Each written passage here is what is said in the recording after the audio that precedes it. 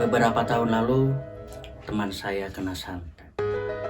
Ini bukan menyitir cerita sebuah film, tapi ini cerita horor yang terjadi di kehidupan nyata.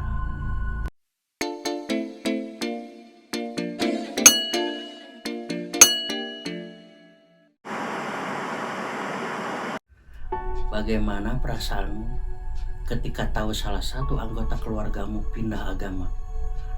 Anda marah karena merasa dirinya tak bersyukur dengan keyakinan yang telah dianutnya? Atau senang karena akhirnya dia bisa memilih jalan sesuai kehendak hatinya? Atau biasa aja sih, gak ada urusan juga, agama ya agama, kok repot? Ini cerita horor soal pindah agama. Ketika pindah agama berujung celaka duniawi, disantet.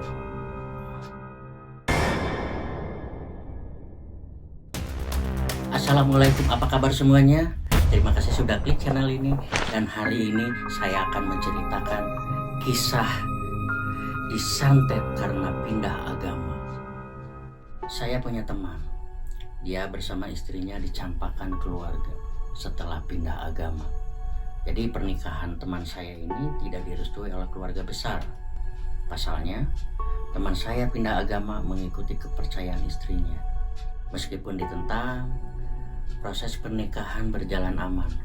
Namun setelah itu, banyak cerita horor dan kejadian aneh yang muncul.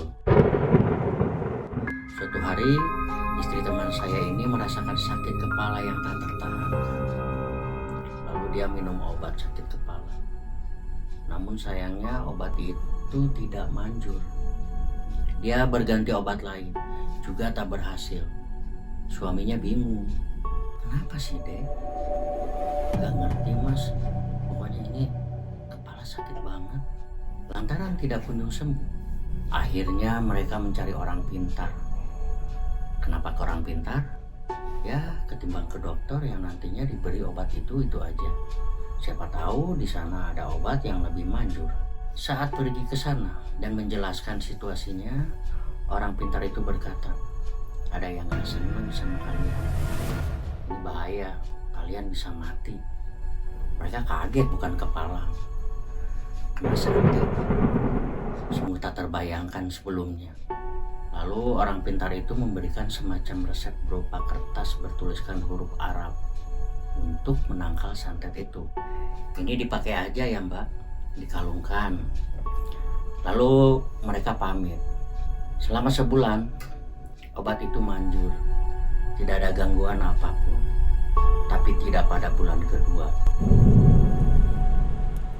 Kali ini ditambah sakit perut karena khawatir suaminya membawa ke orang pintar itu lagi. Di luar dugaan, orang pintar itu kaget dan ketakutan. Wah, ini kuat banget, Mas. Coba sampean pergi ke sana aja ya. Maksudnya ke orang pintar yang ilmunya lebih tinggi. Orang pintar itu tidak sanggup mengobati. Dia membuat semacam rujukan mengobati kena santet ke orang pintar lainnya yang lebih linuih. Setelah pergi ke tempat yang dituju dan bertemu orang pintar yang dimaksud, mereka diberi semacam keris mungil. Ukurannya seukuran peniti. Ini ditaruh di dompet ya, Mbak. Baik, Mbak. Setelah selesai semuanya, mereka pamit. Selama sebulan mereka bisa hidup tenang. Karena santet sepertinya sudah jadi cerita usang bagi mereka. Namun lagi-lagi tidak pada bulan kedua. Kalau sebelumnya hanya sakit kepala dan perut, kali ini ditambah kaki. Kaki yang seperti kram. Pindah agama yang berujung runyam. Singkat cerita, mereka pergi ke Simba itu lagi. Dan anehnya, mereka mendapatkan jawaban yang persis seperti dulu. Ini kok kuat banget ya, Mbak.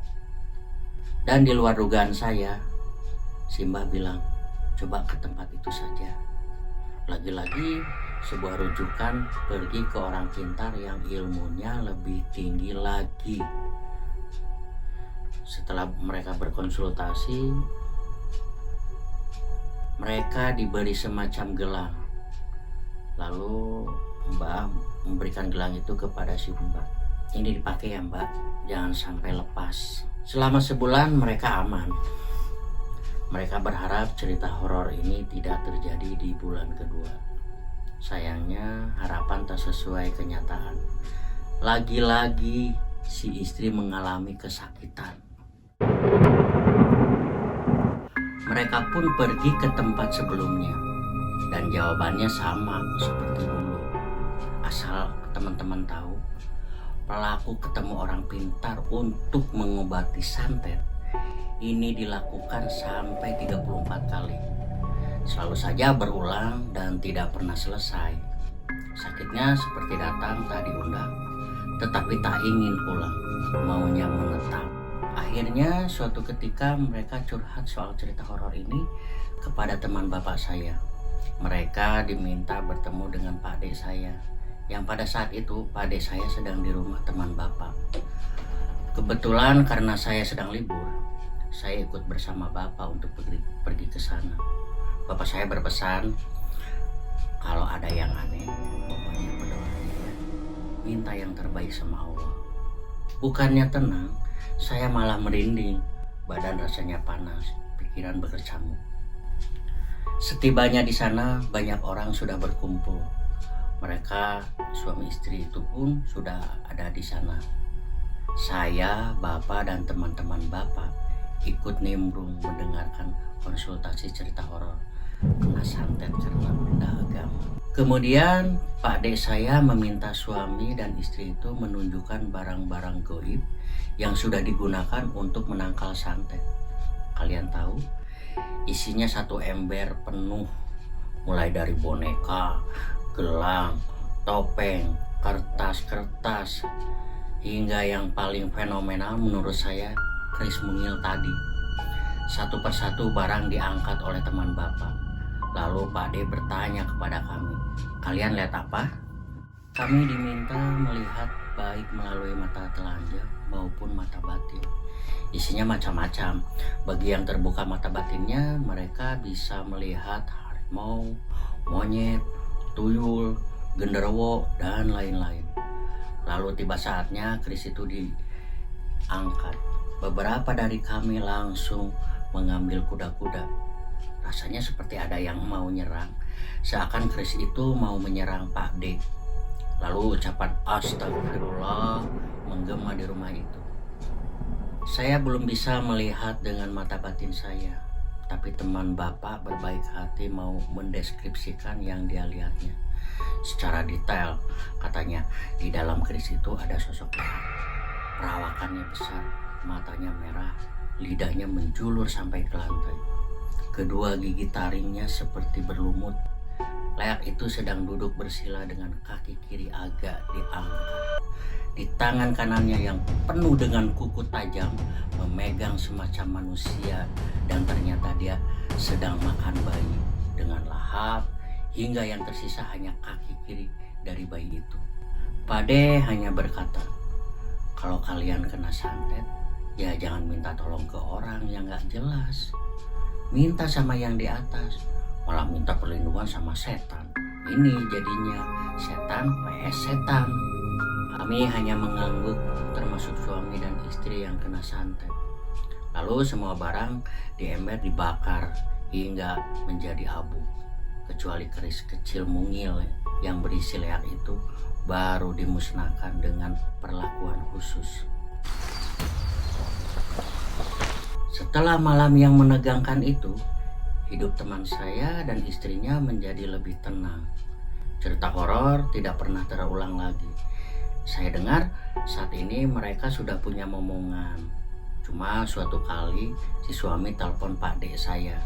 Dia bertanya, Pak D, mengapa anak saya yang masih umur 4 tahun suka tertawa sendiri menjelang tidur? Dengan entengnya Pak D menjawab, biasa mas, balita memang sensitif dengan makhluk halus. Saya jadi was-was, sebab saat ini saya punya balita dan dia suka ketawa-ketawa sendiri. Tapi bukan menjelang tidur, melainkan hendak mandi dengan saya. Oke teman-teman, itulah cerita horor dari saya kali ini. Jika teman-teman suka, silakan like, comment, and subscribe. Dan jangan lupa bahagia. Salam.